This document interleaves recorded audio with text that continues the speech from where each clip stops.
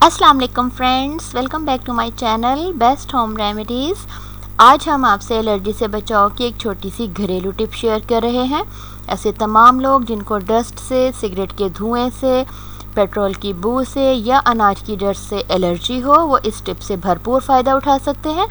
इस एलर्जी की कुछ नुमाया अलामत हैं, जैसा कि बेतहाशा छींके आना, नाक का बुरी तरह बहना, नाक और कभी आंखों में शदीद ख़ारिश होना, सर और पूरे जिस्म में दर्द होना वगैरह।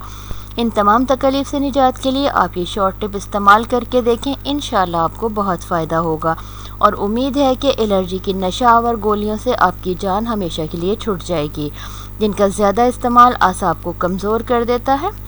अब हम नुस्खे की बात करते हैं। आपको जिन अज्जा की ज़रूरत है वो कुछ इस तरह से हैं। कुस्ते शीरी 50 ग्राम, मेथी दाना 30 ग्राम, कलौंजी 10 ग्राम। तरीक़ेकार ये है कि तमाम अज्जा को बारीक पीस कर पाउडर बना लें और किसी शीशे के जार में महफूज कर लें। इस पाउडर की आधी चम्मच रोज़ाना सुबह गर्म पानी के साथ इस्तेमाल करें।